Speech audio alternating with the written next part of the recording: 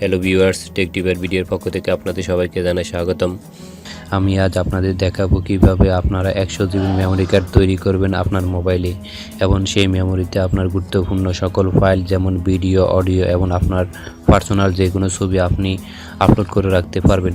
অনেক সময় দেখা যায় যে কোনো কারণে আমাদের গুরুত্বপূর্ণ ফাইল আমাদের ফোন থেকে ডিলিট হয়ে যায় বা মেমোরি কার্ড নষ্ট হয়ে যায় বা মেমোরি কার্ড হারিয়ে যায়।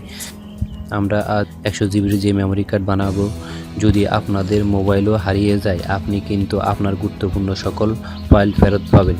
তো 100 জিবির এই মেমোরি বানাতে হলে আমাদেরকে প্লে স্টোর থেকে একটা সফটওয়্যার ডাউনলোড করতে হবে।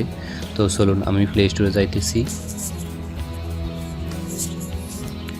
প্লে স্টোরে যাওয়ার পর আপনারা এখানে সার্চ করবেন ডিগো ব্যাকআপ।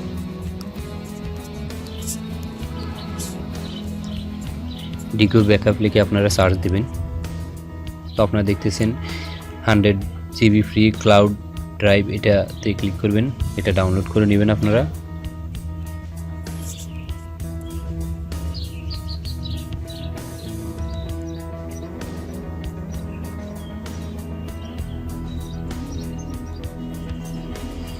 তো আমার সফটওয়্যারটি ডাউনলোড হয়ে গেছে এবং ইনস্টল হয়ে গেছে। আমি এটা ওপেন করতেছি এখান থেকে।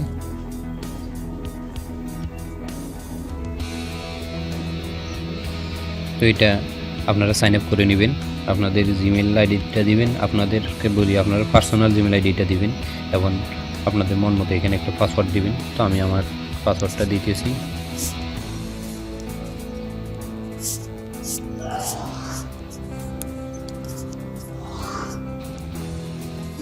এরপরে সাইন আপে ক্লিক করবেন। তো আপনারা দেখছেন আমার সফটওয়্যারটি সাইন আপ করেছি আমি।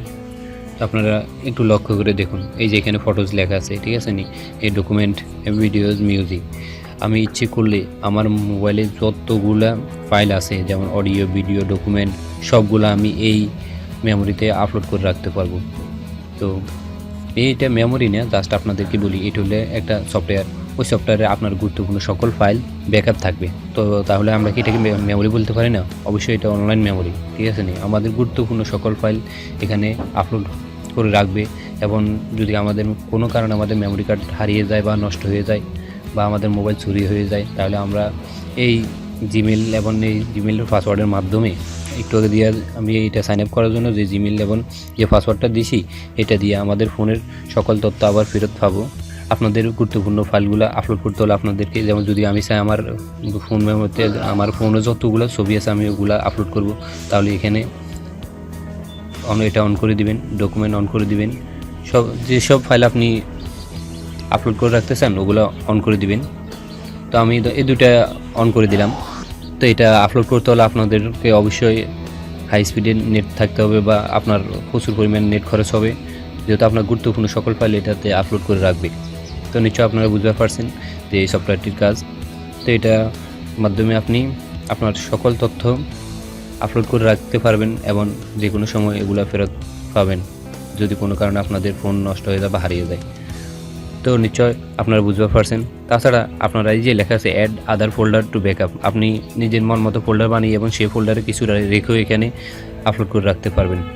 তো বন্ধুরা, যদি আমার ভিডিওটি আপনাদের কাছে ভালো লেগেই থাকে তাহলে অবশ্যই আপনাদের বন্ধুদের সাথে শেয়ার করবেন। আর আরেকটা কথা, আমার চ্যানেলটি অবশ্যই সাবস্ক্রাইব করবেন। ভালো থাকবেন, আল্লাহ হাফেজ। অন্য কোনো দিন দেখাবো নতুন কোনো টিউটোরিয়াল নিয়ে।